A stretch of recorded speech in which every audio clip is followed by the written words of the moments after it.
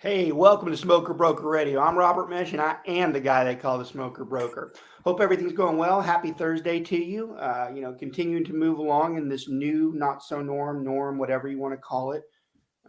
News continues to get a little more positive, I guess. And I don't know how much positive news you can have when you have the massive hysteria that we have and the amount of deaths that are happening. But considering it seems like it's scaling back a little bit, we're starting to talk about possibly moving forward, getting to where the economy opens back up. Maybe there are some signs of positive out there. We spent the last couple of shows talking a lot about the coronavirus. So this time we're going to kind of get back to normal and really focus on real estate, which is what the show is always designed to do. But, it's really like you can't not acknowledge that the virus is still out there. I'll give a quick update on the market before we get talking about our today's subject, which is talking about going through the listing process. So it's a question mark. We keep being asked, hey, how's the market going to look? How's it look now? How's it going to look in the next few weeks? What's happening? And the answers vary. It's funny. I saw one of my peer brokers. He's one of the larger ones in Dallas, Fort Worth. And he was on one of the media outlets the other day. He had a more negative outlook of what he thought was going to happen. And I appreciate his insight because I respect his knowledge about everything. But I was surprised he went that way because I haven't taken it that route. He was more like the next 3 or 4 months are going to be really bad. And I was like, I don't see it that way. I actually see it going the other way where we are much more robust because people are relieved that it's not as bad as they thought it was going to be. Now, he might be right. Notice I don't say names. I don't like to talk about anybody else's name unless they're on the show with me. But he was under the impression, I think he's betting on with the unemployment that it makes things worse. I don't see it that way. I think the unemployment numbers are high right now because there's a transition to people who are going back and forth as to, what jobs are they going to be in? Are they moving from one sector to another? We're seeing a lot of that. So the numbers might be a little bit inflated. The stimulus checks are now moving out, and obviously that's going to provide a punch in the arm for a lot of people. So I don't know. I don't know.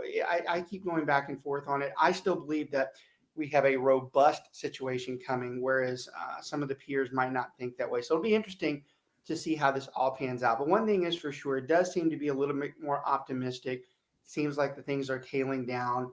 I don't think we're going to see any type of normalcy for the next year or so. I heard yesterday they were talking about places such as California and Los Angeles, New York. They're talking about in New Orleans, maybe talking about not having any type of concerts or main events for like a year, which is really devastating to those communities. But I think you're going to start seeing an ease into the environment where we go back to opening the economy, but it's going to look different. It won't surprise me. In fact, I think today they're talking about, I think the president's going to talk about what the new norm is going to be. And I think what you're going to see is things such as restaurants opening up, but it won't be like it normally would.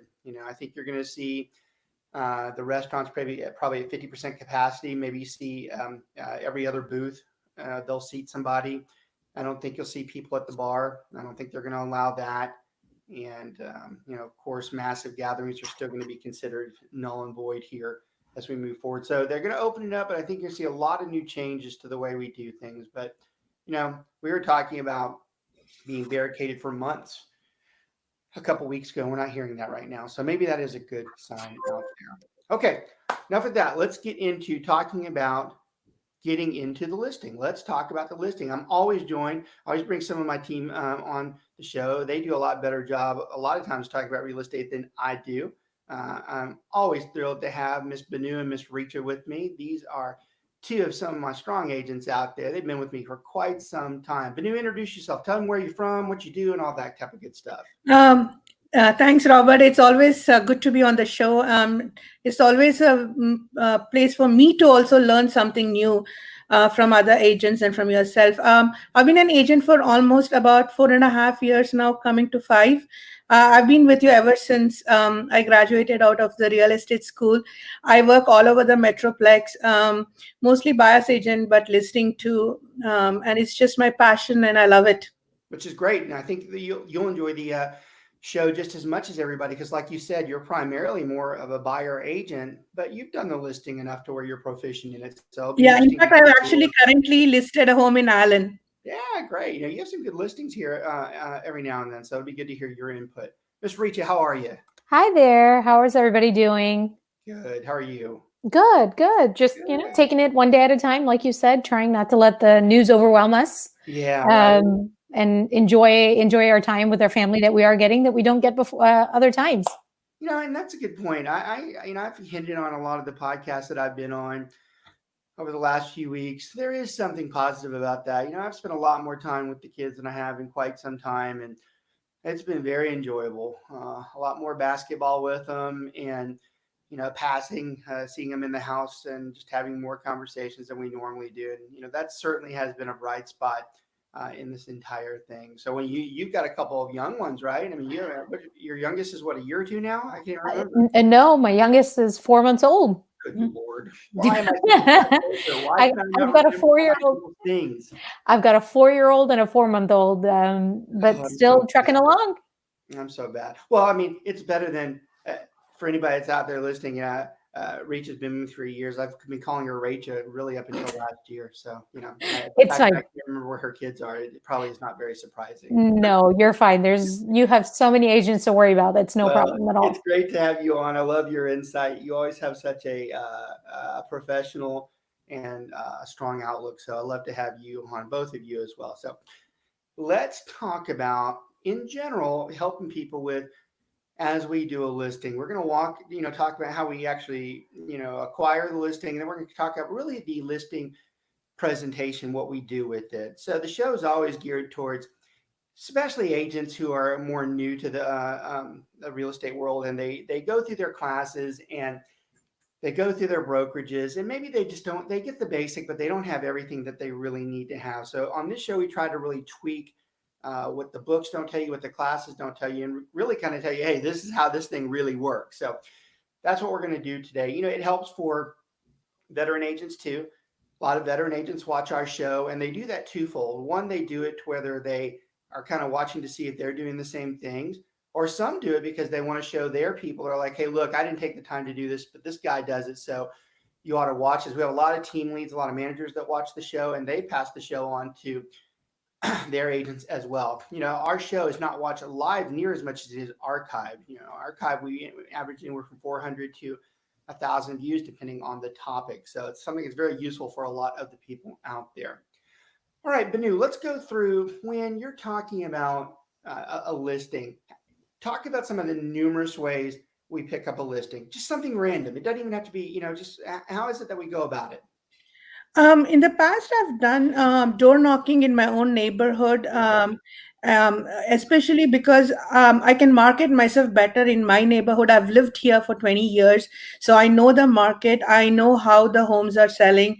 So that's a very good way. And especially if I know of neighbors whose kids have finished high school, they are a good place to start with because they may be kind of moving out of a bigger home, trying to downsize or something like that. But there's just one of them, word of mouth. I follow your basic marketing rule the most, which is networking. I'm part of many networking groups, Toastmasters, my own temple, different other groups, even as good as my hobby groups like scrapbooking. I've gotten 2 listings out of that in the past because they know me personally and they would rather list with me than some calling somebody or from a flyer or something like that.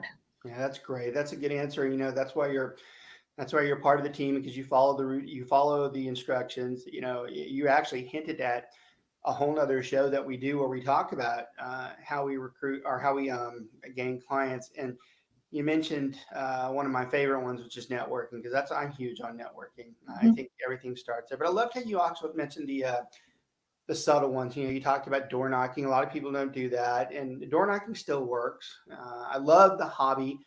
I think a lot of people de-emphasize how important hobbies are, because hobbies are where a lot of our business come from. You don't have to do professional networking to pick up people. Some of your best networking comes from the people that you deal with. Richa, is she pretty much the same route? Yeah, you take a little bit of different route, but you're kind of on the same. You know, not so much door knocking, but you do some of the networking with your people, right? I do. I think networking, I think the key in all of real estate, honestly, is building a trust factor. This is a really big and very important transaction people go through in their life, whether it's their first, second, third, or fourth home. They really need to have somebody that is their advocate and it is on their side. So that relationship, like Banu said, is built not only through networking, but like hobbies or different events where you truly get to know people outside like this real estate world.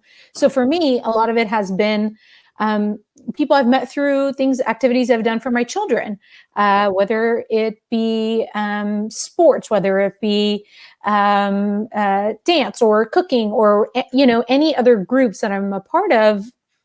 They find out eventually that I do real estate, and we've built enough relationship, and I talk about real estate in a very casual, important manner. I don't go in with the intention of, okay, how am I going to market myself in this group? And they're going to, because it becomes disingenuous, I find.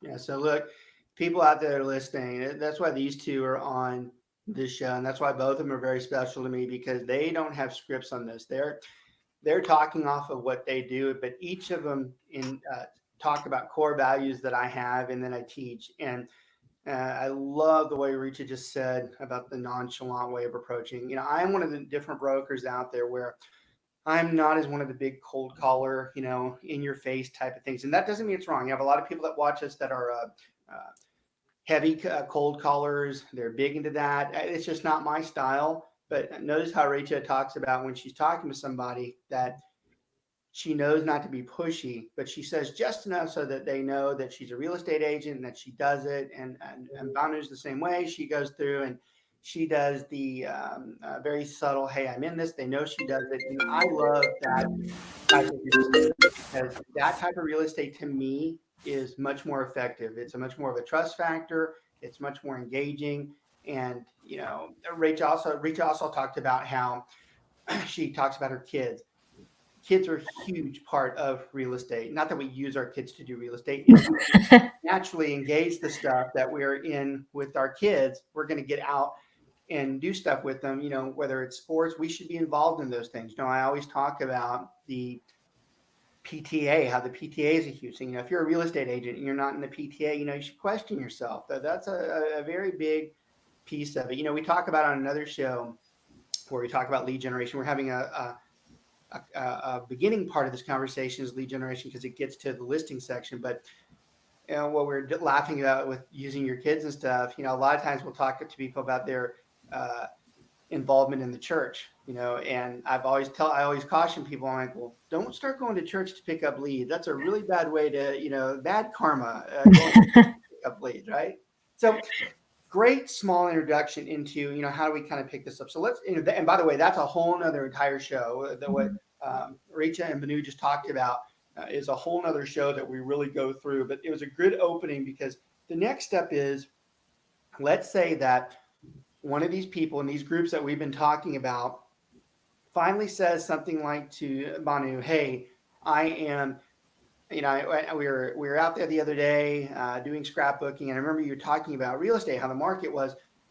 We've been thinking about listing our house right now, and we really want to talk to you about it. So the next phase comes into, we are going to do what's called the listing appointment. So let's talk about some of the things that we do to get prepared for the listing appointment. Banu, what are some of the first couple things that we do before we decide to go do the listing presentation? My main and first and foremost, obviously, would be to run the CMA, which is the comparative market analysis, to get a fair idea on what the market rate is. Because irrespective of what I know for sure is the market rate is, the sellers always have a very different idea.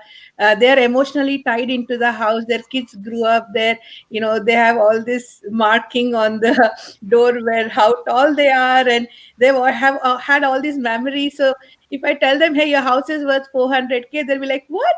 No, it has to be at least worth 600K, or whatever their idea of the price is. So I want to be confident when I'm talking to them that I know the market well and what is the price. So I love that. I love that. You mentioned something else that I talk about a lot too, where you're talking to someone. We're going to talk about this deeper in the middle of the show, but when you're talking about someone, you mentioned their price. I always tell everybody one of the unique things that one of the many unique things about me is that I have never in my entire career, this is a true story, told somebody that their house is worth X. And they're like, you're exactly right. That's exactly what I thought too. Never. It's always higher. Always, always, always, always higher. They always say it's higher. They always say it's more.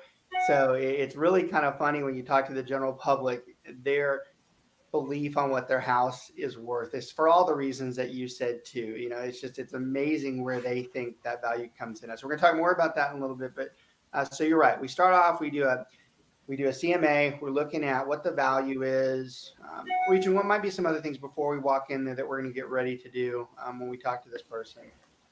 So I think Banu and I, when we talked about building these relationships, I think initially we tell them what are the services we provide, and then in a formal way, the information about brokerage services, paperwork is given to our clients, so that way they have an idea of what expectation they can have from us. And then during that dialogue, we have the same expectation with them that, hey, to prepare your house for listing, I can provide you guidance in terms of sale price and previous sales in the neighborhood, and how an appraisal will be done on your home. But prior to all of that, I have to provide you. You need to provide me information about your home. How are we going to list your home? What are the updates you've done to it? What kind of investments have you made into it? And then having the conversations about, okay, just because you have put in an $80,000 pool with a grotto, it might not translate to an immediate $80,000 price tag addition to your sales price. So and talking about managing those expectations. Where before we go in, you start asking some questions. So that's one thing I wanted to talk about. It is important before you go in, both of them have been talking about the comparative market analysis. You can't necessarily do the comparative market analysis unless you've asked a few questions that Richa just talked about. She talked about, have there been any additions? Is there a pool that's in place? Has there been a big upgrade in granite or hardwood?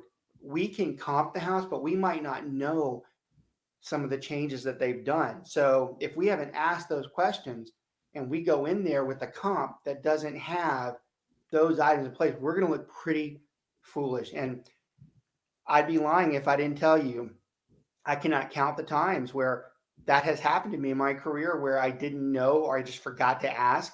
I comped this house and I've got it like at 3:30 and I didn't do it with the pool. And I walk in and I see like an $80,000 pool back there. I go, well, that just screwed this whole presentation up, So you always have to ask some initial questions. And one thing, I'll give you a tip. I like to do this. Some people will differ with me on this, but this is a tip from doing this for a long time that I like. I like to do a little bit of fishing with the seller. I like to ask them before I go in there. I'm like, well, I'm just curious. What do you think it's worth?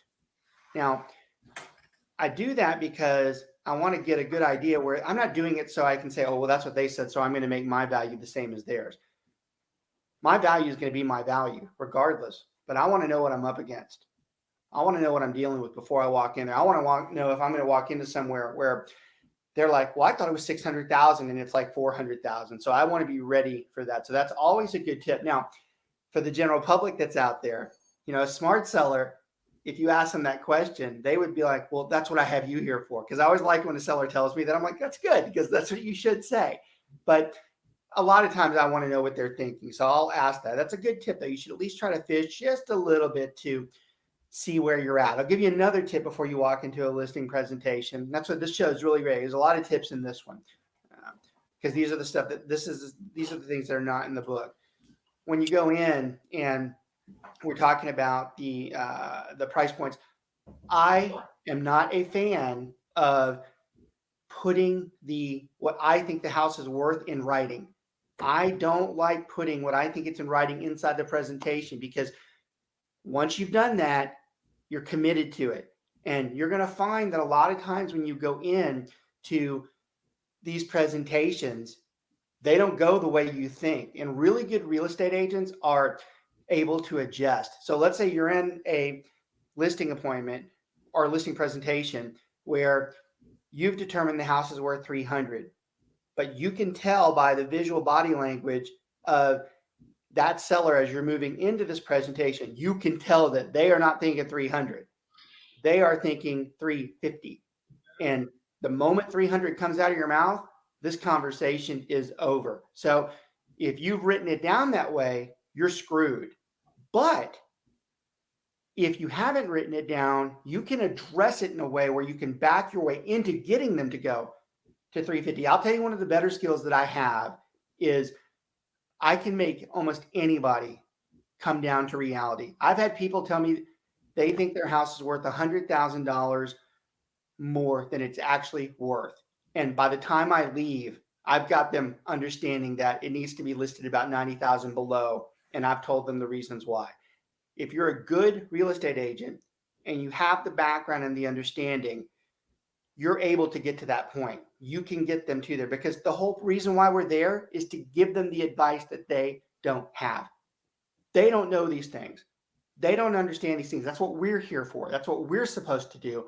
We're supposed to tell them those things. So this preparation as you move in, you have to be mentally ready. I will say one of the hardest things in real estate, and I don't do that very often. I talk about the positives of real estate, but one of the most difficult things is being able to read somebody, read their body language.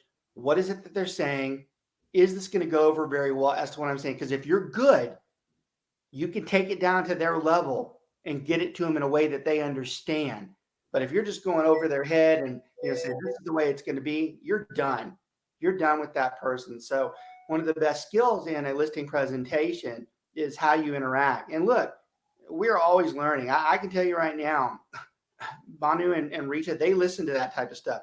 Even though they've done this 3 years, they know a lot of times they've gone through the routine, but sometimes they'll be like, maybe I should do that a little bit more. Maybe I should have asked more questions or be ready in a better way, mentally prepared for what I'm going to see, because that's where a new agent fails.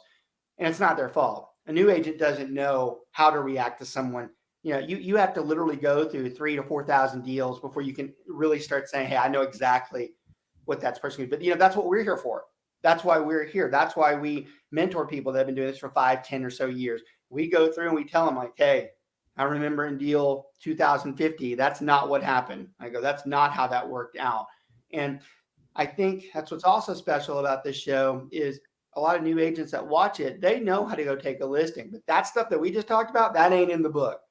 That ain't in the book as to how to react to somebody when they go wheels off on you, or they're not paying attention, or they cut you short on your presentation. You have to be ready for those types of things. You cannot follow the book. You can't just sit there and go, this step 1, this step 2, or God forbid you've color coded it so that you remember when you look down.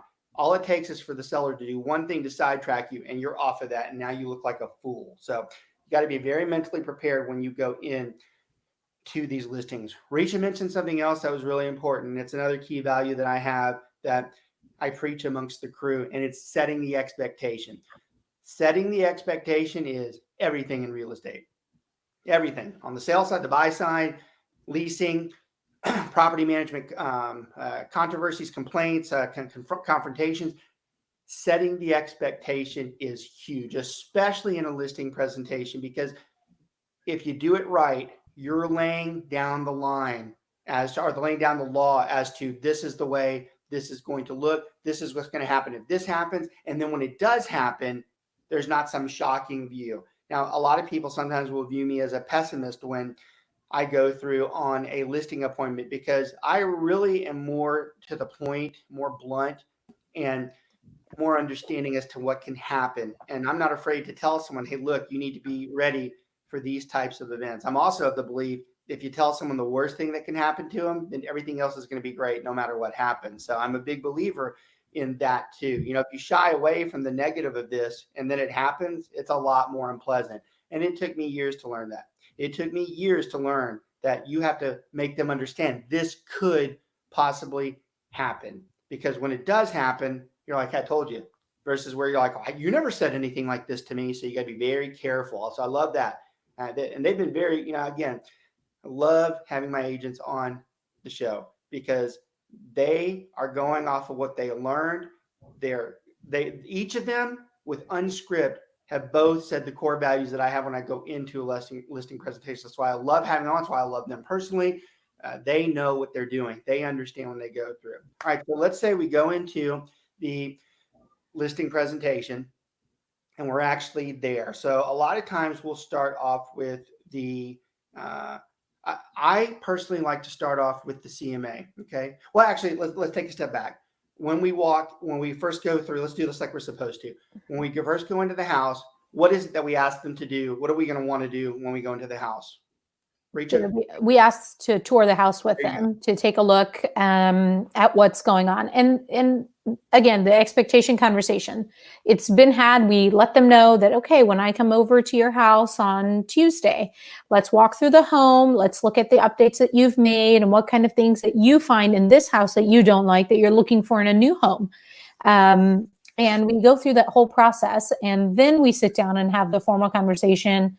Almost for me, 99% of the time at the kitchen table, because that's where your everyday life is. Right. And we sit down and we talk about the numbers and the nitty gritty. And then, like Banu mentioned earlier, if you go in prepared, not just with the CMA, but with information about the neighborhood and how you're going to market the home.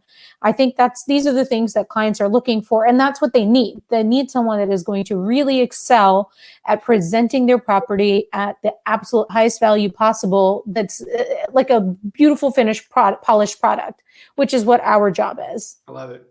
Yeah. So I love everything you just said. I love the polished product, because that is what we're doing. You know, we have. Go ahead, Banu. No, I just wanted to add to what Richa said, is that when we are doing the tour of the home with the sellers, I also ask them what is their most favorite thing about the home. Like, do they have like their office is the best place they like because it's got a lot of natural light, and or it has this many windows, or the window seat in the breakfast nook is where they love to hang out because it's just so that helps me when I'm marketing the property, because what they as a family like is more than likely what other families would like too. Yeah. So that makes it helpful for me to, when I'm marketing or creating a flyer or something. Yeah. I love when you guys are going in. I love your entrance to it. One thing I also wanted to talk about, it's very important in a listing presentation. It's very shallow too, but it's very important. You literally have probably less than a minute for a first impression. Okay. When you walk in that door, you are on a minute time frame to get those people's attention, because the average human being, they're going to decide what they're going to do with you in probably less than a minute, just by your attitude, your eye contact, your motions, your gestures, your interest, your compassion. They have to see that immediately. You know, we work for the largest broker in the world. As far as I'm concerned, and I'm biased towards it, we work for the most superior broker in the world. And that doesn't, there's a lot of people that watch us that are in other firms. That's not a shot towards your firm. I truly believe that with all of the tools that we're given.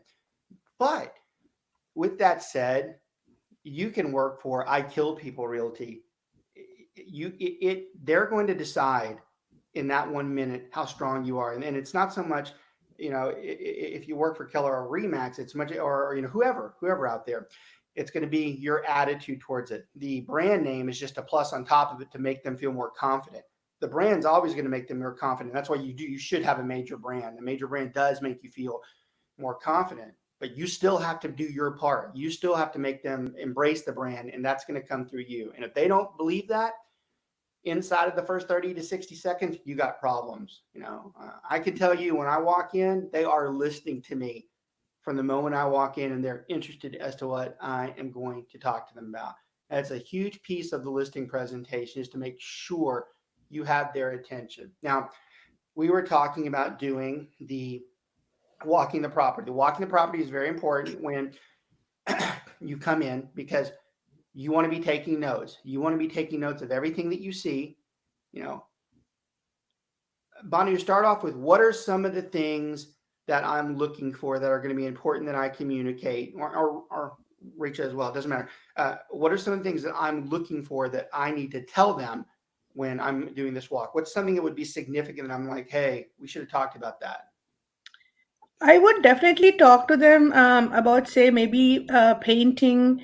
If there are truly like, pop in your eyes neon colors in bedrooms or something like that, as to how that might look to buyers. I would talk to them a little bit about putting their important valuables away for showings, probably, about keeping the home clean for showings, and especially if they have a lot of like dogs or a lot of pet beds and things like that. I mean, I'm a dog mom, so it's not like, I know a lot of people are okay with it, but just like how they are evaluating us in the very first minute and making first impressions, the buyer is going to make up their mind in the very first few minutes they enter the home.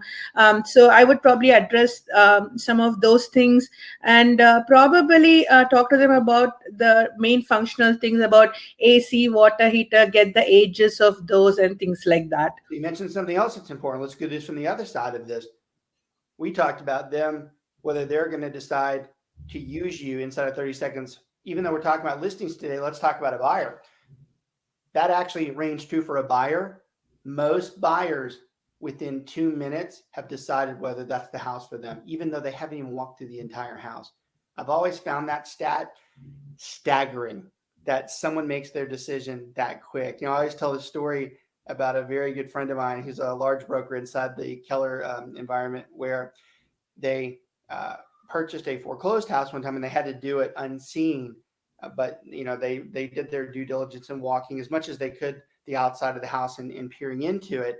And they were so excited when they first saw it and when they purchased it. So they purchased it at auction, and you can't go inside the house because it's the foreclosure. So they purchase it. They're so excited they get into it. They come to find out the entire back of the house was burned and there's nothing left to it. They could not see it by the way the house was secured. So it's always funny. I always tell that story when someone talks about the impression. You need to look at the rest of the house before you make that decision. And a good buyer agent will tell you, hey, don't get too excited with the entrance. We still have to look at the air conditioning. We still have to look at the outside of the house. There are a lot of things that we haven't looked at yet. So I love that you said that. Rachel, did she miss anything? Is there anything else we look at when we go through there that we document down maybe?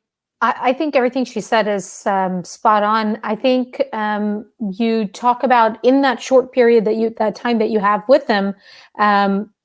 Yes, I'm selling your home, so I need to provide you information on how to do that. But on the flip side is, if somebody is going to purchase this home, they need to be able to picture themselves in it. So then my role becomes a guide in helping them figure out, okay, how to neutralize the home. In that, okay, let's depersonalize and declutter it. In terms of, okay, yes, you keep this couch here because it's super functional to have 6 couches because you have 6 people in your family, right. But not the new homeowner might not have that. So let's consider moving this couch here or taking this out temporarily so that people can really get an idea of, okay, how big is this space?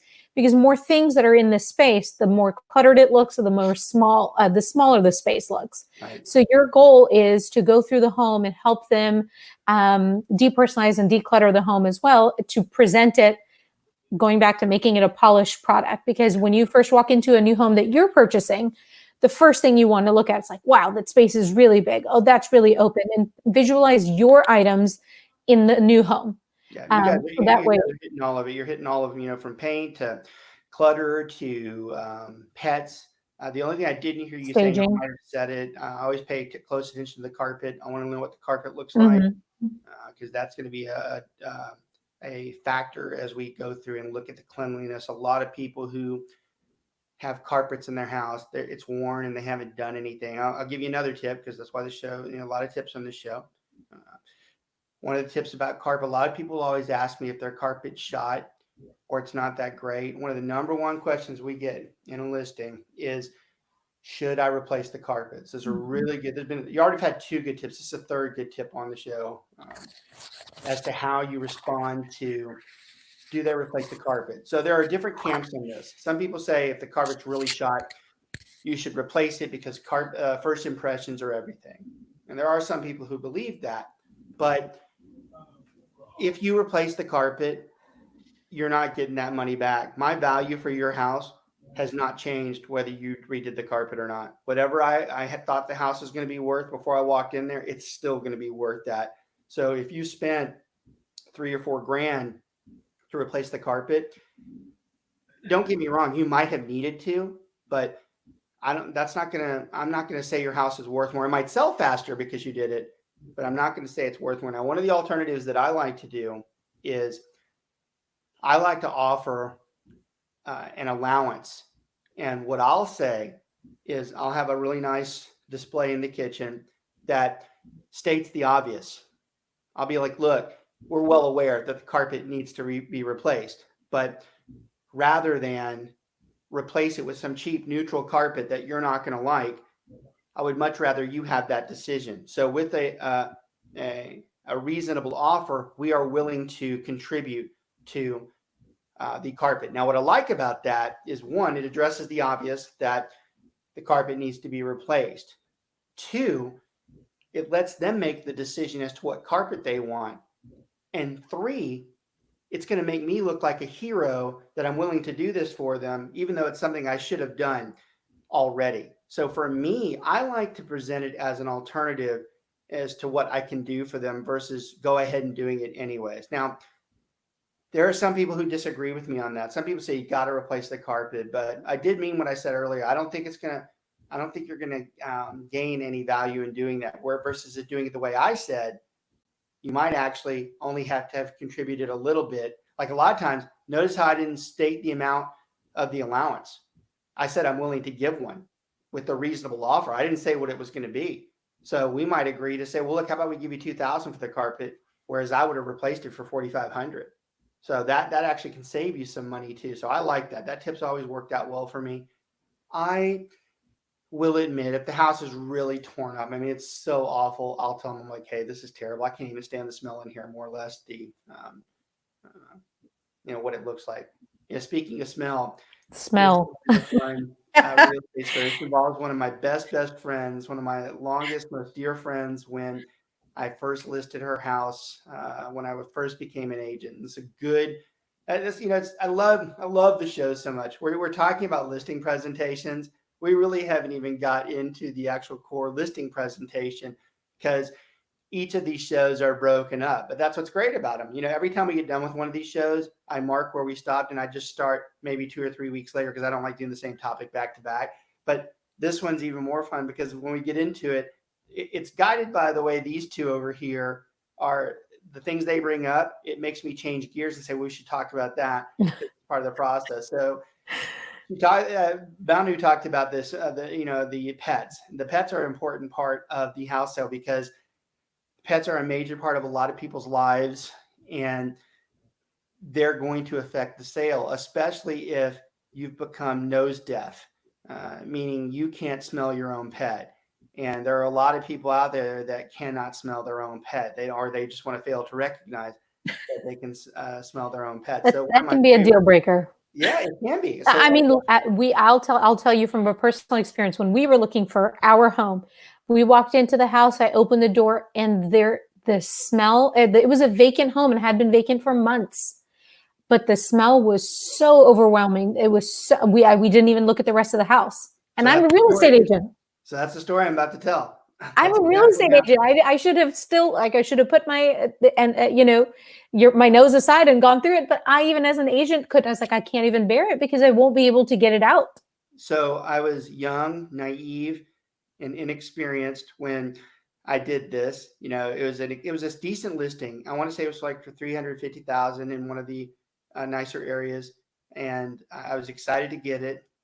Longtime friend, and the house was gorgeous. I knew it was going to sell. I knew it would. I knew it was going to sell. Everything was perfect in the house, but they had this dog and the smell was awful. Now, here's the problem. These were good friends of ours, still are. And we see them quite a bit and we go to their house quite a bit. So we had always recognized that this dog smells, but we've never said it to him because that's a really rude thing to say to your friend, that your dog smells. That's like saying your child's ugly, So we never said anything about it. It never mattered to us, right? We just wash our clothes when we go home because we have dog smell on it when we go over there. Well, everything's perfect. We're doing a listing presentation, and she says, she leans over, she's like, is there anything we need to fix? And I knew the right thing was to say, tell him that dog smells. Tell him it's going to hurt the sale of this home. Do it. And I'm like, no, everything's great. So I list the house. I put the house on the market. Just like I thought, gets tons of showings the first day. So I start getting text where the first couple of people like, hey, you need to do something. The house just smells awful. We walked in, just like Richa said, we walked right back out. I was like, damn it. Now here's the problem with being naive and inexperienced. I was like, well, I can get past this. Well, back then, the way the feedback was, you couldn't turn feedback off. So feedback, so like now you can tell your client that's not what they said, or well, feedback back then went on the site. So all these people are starting to say, this house is awful. This is a gross house. I'm like, so then the worst one comes. This is like the fourth showing. This true story too. Nothing has been fabricated in the story. This actually happened. I get there and I get feedback saying, hey, look, or actually I got a phone call on this one. Hey, look, I just showed your house. I have to apologize. We had a real problem. The client is very sensitive from a nasal perspective, got very ill with the smell and vomited all over the patio. So I'm like they really do. They go, yeah, there's vomit all over. So I'm like, oh my God. So I run over there and I literally have to, they had vomited all over the patio and I had to wash it off, and so my seller hasn't seen any of this feedback yet. She gets home that night and she calls me before she sees the feedback. And she's like, oh, I saw the house had so many showings. I'm so excited. I'm like, yeah, you're not going to be that excited once you look at it. So I still don't tell her anything, knowing that the feedback's out there already. So she finally looks at it and she calls me back 2 hours later and she's in tears, hysterical. She's like, I want to get this straight. She goes, am I the smelly doghouse?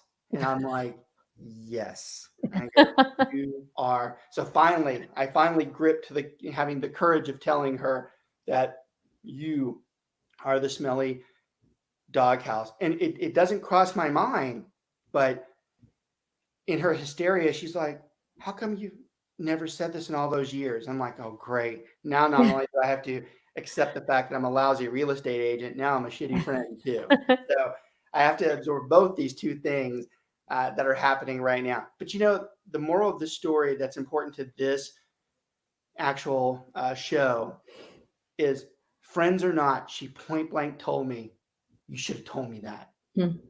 She goes, you should have told me that. Now the story ends good. We determined what the problem was. The problem was this disgusting pillow that sits right in the dining room where this disgusting dog sits all day long and slobbers all over it. These were friends of mine that kept their air conditioning at 80 during the day, which I hate. Anybody out there, I hate it when your air conditioning's at 80 because I sweat a lot and I don't like being in a hot area. So it's 80 degrees in there. The smell just wharfs. When you open the door, it goes whoosh right in your face. We determined that was the area, cleaned the pillow, cleaned the dog, and we sold it 2 days later for full price. But point blank told me that was my job. And, I've had a lot of criticism over my career and things I've improved and corrected. And that's what was great about this show, is that it relives some of these things. So someone like you out there doesn't have to do these types of things. These things happen. These are true stories. So I love that, and I didn't expect the show to go as much that way, but this is all a part of those listing presentations. We are trying to teach you what happens. And the great part is, as we go through this, even if it takes us 5 or 6 shows, at some point, we do go through all of the things that you hit when you're doing a listing. So I love that. Love the walk. Love the documentation. You guys hit everything on the head. let's talk. Robert, one No. quick thing we shouldn't forget also, or at least I try to tell my clients, is to also create some good curb appeal, because that's when the buyer walks up to the home. We want to make sure that there is not like really overgrown bushes and like dirty things lying around on the lawn and things like that. So have a bit of a good curb appeal, and then also remove. Some strong personal affiliations out of the home, whether it's political or I don't know, sports or religious and things like that. Try to keep the home more neutral. I think Richa already talked about this, but it has. I've had an experience where there were all these strong political affiliation posters, and so some of the buyers were not too excited about it. So just something to keep in mind. And your home's your home, and we don't want to dictate how you live. But if you want our opinion and you're paying us for our opinion, the house needs to be neutral. If you have something that's very controversial, half the people are going to love it, the other half are going to hate it. And that really decreases our pool of people who can purchase this house. So, well, I think it gives off an impression that you're not wanting to give. I think, right, with a political affiliation or with a pet, with the political affiliation, maybe if the buyer's party isn't aligned with that line of thinking, then they might think that, okay, this might be a difficult person, make an assumption incorrectly, but make an incorrect assumption that the seller might be difficult to deal with. Same thing with the pet that you talked about. It gives off the impression that the entire home is unclean and not well taken care of, when that might not be the case. Like you said, it was just the pillow and the dog needed a bath. That's it. Yeah, it needs to be neutral. We need to have a neutral setting, and that's another thing we can talk about that wasn't on the conversation today, but it falls into it just because of the conversations y'all generate. A lot of people watch the reality shows, and the reality shows, they're good, but a lot of them can be fictitious. They go too far, and a lot of them are geared towards East Coast, West Coast scenarios, such as when they talk about staging the house. A lot of them will tell you to take everything down. You don't want the house to look like a morgue. I see people do that where they took everything off the wall. I'm like, did you really have to take everything? I mean, I'm fine. If you've got the Owen Mills 1978 hallway where you have all your kids' pictures and they're the orange pictures and stuff, yeah, those probably should come down. But if you just paid a photographer like $700 to do a big family shoot, and you've got like a frame that's like $1,200 mounted, you don't need to take that down. No. That's part of your family. It looks good. It's one picture and not 1,000.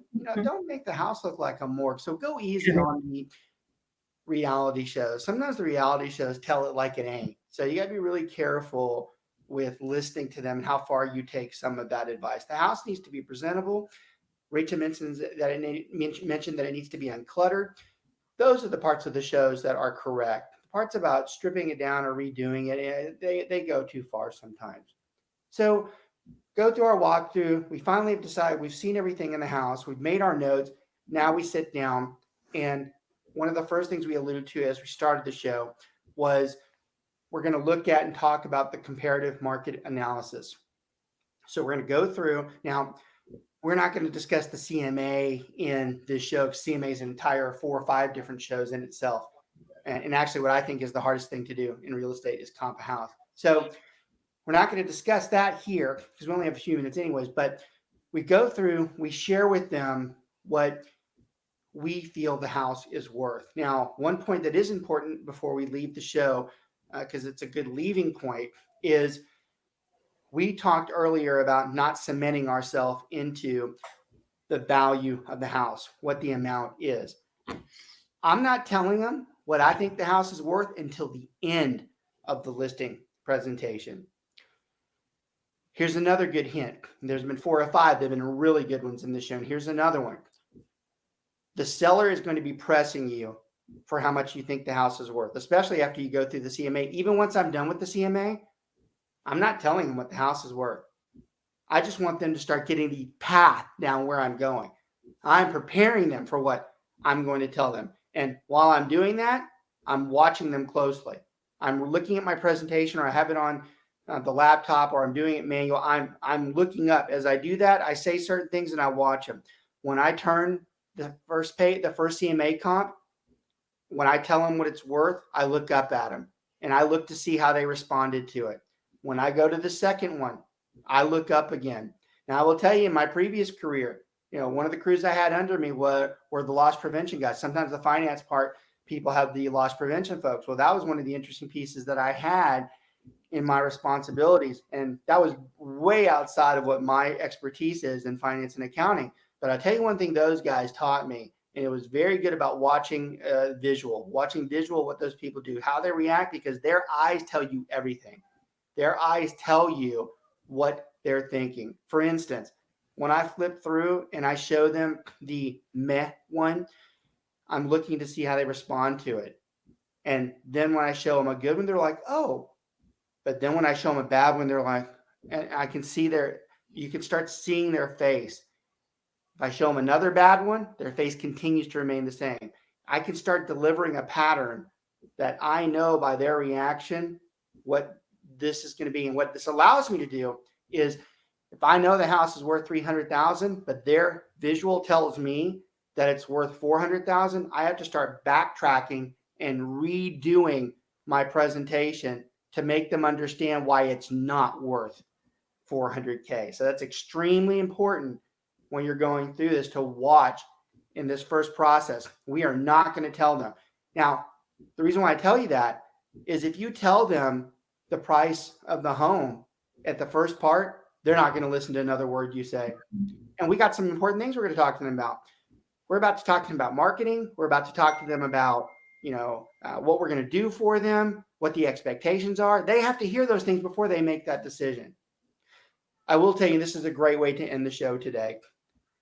The easiest, most effective listing presentation in the world, if you just wanted to give the seller exactly what they want, is you walk in there and go, hi, my name's Robert. Your house is worth X amount. And it's going to cost this amount to sell it. Thanks for having me. Because that's really what the seller has you there for. You've got to show them the knowledge that you have. You've got to show them why they need to pay you to sell that house. That's why we're going through this listing presentation. That's a great place to stop today. It's really at the beginning. So we're going to have shows in another few weeks where we start off at the CMA process and move on. So we get the expectations, the closing process, and the net sheet. So these are all separate shows, but this is a great show today. Banu and Richa did an outstanding job guiding the conversation. Again, that's why they're on the show, because they actually took it to somewhere I wasn't going to go today, and I actually like theirs better. So I want to thank everybody for watching. Look, I'll continue to keep your heads up. Your attitude is really what guides you during these time frames. Yes, it's bad for a lot of people, but it's not as bad as it seems for everyone out there. This is getting better. Things are getting better. This process continues to move on. Real estate does not stop. Thanks for having us. Hope to see you guys next week. Always on archive. Share this video, this tutorial out there for everybody who you think can get value. That goes for your clients and for your agents, for those of you who are managers. Take care. We'll see y'all next week. Thank you. Thanks.